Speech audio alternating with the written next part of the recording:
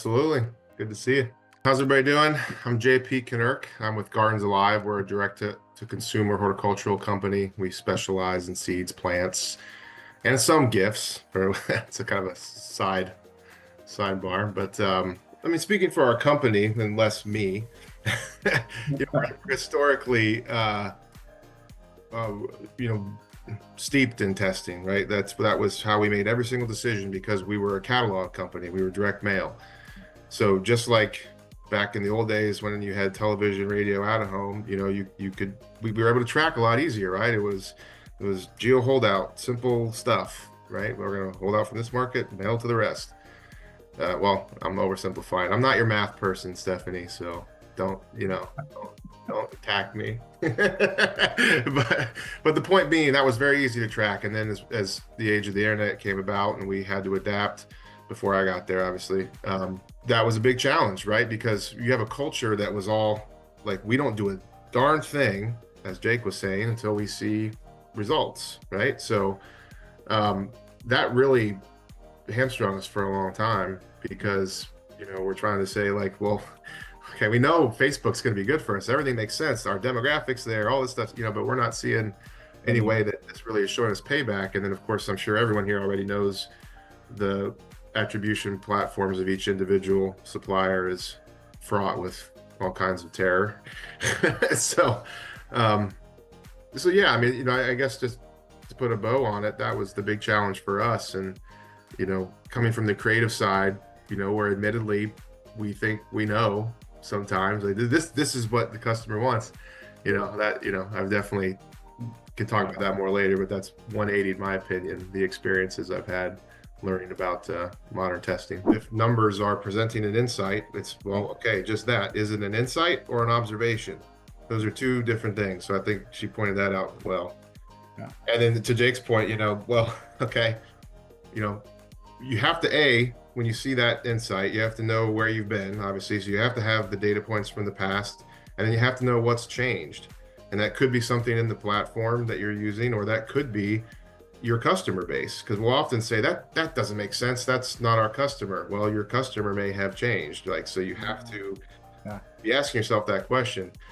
I mean, for someone who came into this from a different perspective, I can tell you that high level, how I'm calling BS to answer your question though, is in that I do believe in this world, numbers lie a lot. And I had this argument with my friend who's a really intense math guy, and he was like, I refuse to believe that statement at face value. And then we got to the kernel of this truth in my mind, which was, it's because the data that we're getting from all these platforms is fraught with humanity's error, right? Being our customers, like the decisions they're making, we don't know exactly why, right?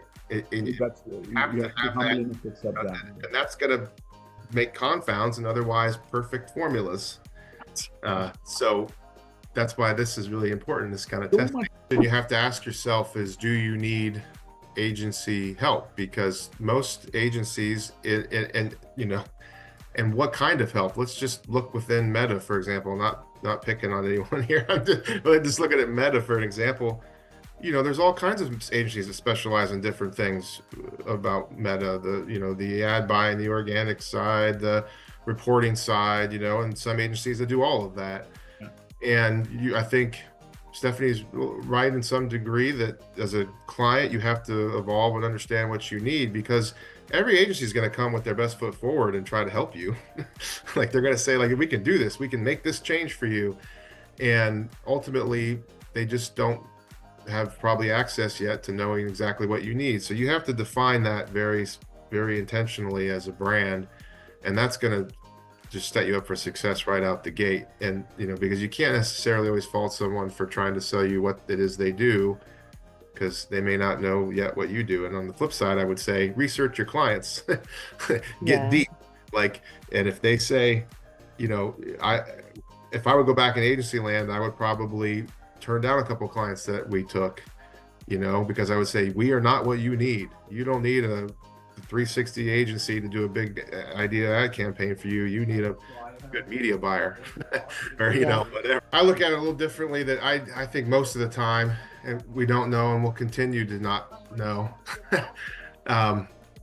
why people are making the decisions they are. I mean, I think sometimes we get lucky and we know that, but my advice would be, if you are thinking about those types of contextual, do I change the creative? Do I do this versus that? I think it's too far downstream personally. I think coming back and just thinking about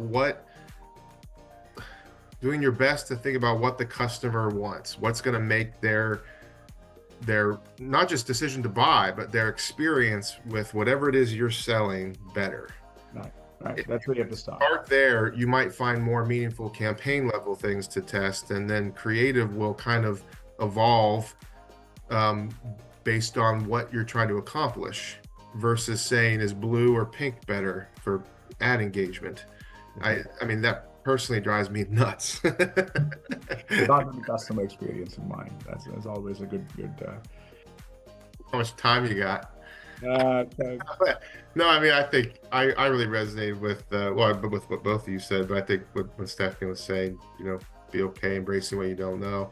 I mean, I wish I would have been working with somebody like that when I got into the agency world.